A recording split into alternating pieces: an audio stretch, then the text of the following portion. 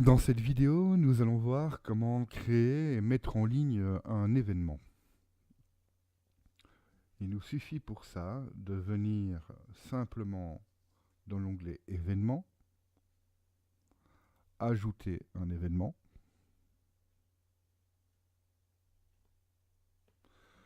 Nous venons lui donner son titre, par exemple tuto du 18 décembre.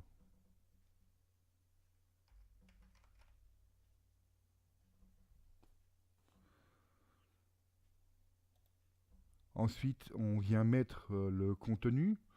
Alors ici, par contre, pas de bloc de construction, c'est-à-dire que l'on tape réellement le contenu tel qu'on le voit, avec les différentes options de mise en forme.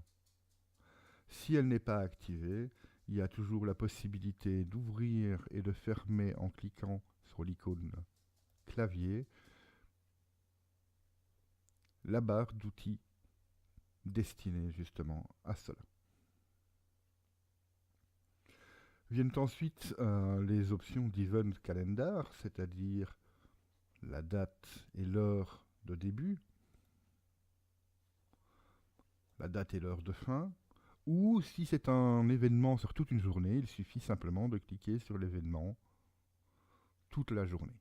Et là, on peut dire par exemple, c'est un événement qui commence le 18 et se termine le 21 décembre. Pour ce qui est des lieux, on peut en choisir un ou on peut en créer un.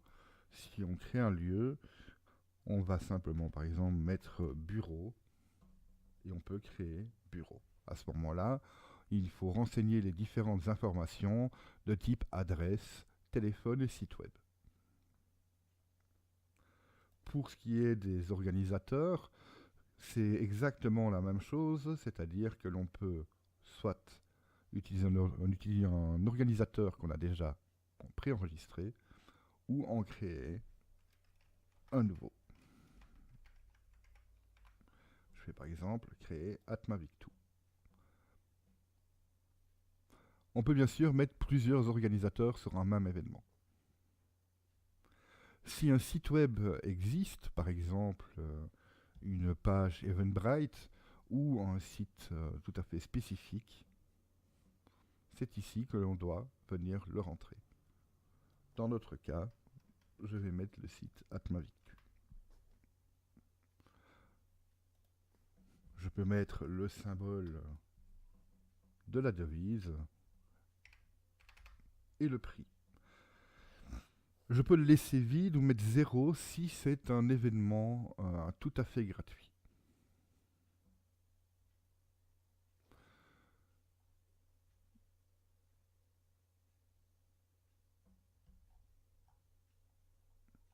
Tout comme pour les posts, les options restent les mêmes, c'est-à-dire que je peux ou le publier tout de suite ou le postposer. Je peux venir mettre des catégories d'événements ou en créer d'autres.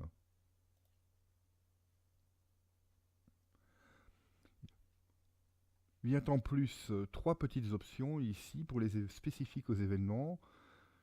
C'est le rendre invisible dans les listes ou le mettre en avant si je veux vraiment mettre un focus sur cet événement-là, même si d'autres sont plus proches en termes de date.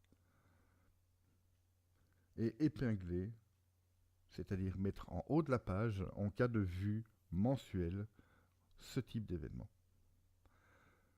Tout comme les posts, on vient définir l'image de mise en avant et les règles de conception de ces images restent exactement les mêmes. On utilise l'outil que nous avons pu voir dans la précédente vidéo pour créer toujours des images au même format.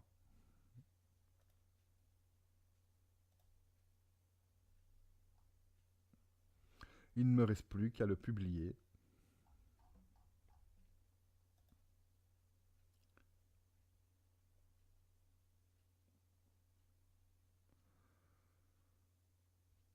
Et on peut voir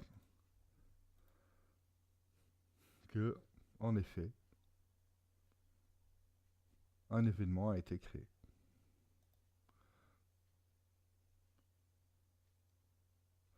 Si je regarde sur le calendrier, je vois qu'il a bien été créé en décembre.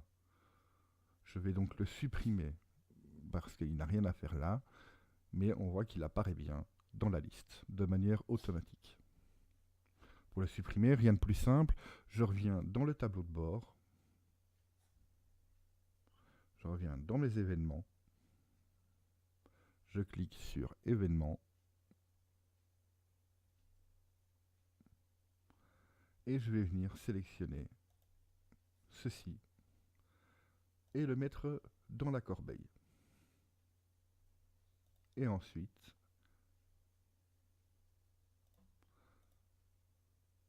supprimer définitivement. J'aurais très bien pu cliquer aussi sur vider la corbeille. Voilà de manière générale ce qu'il faut savoir sur la création d'événements.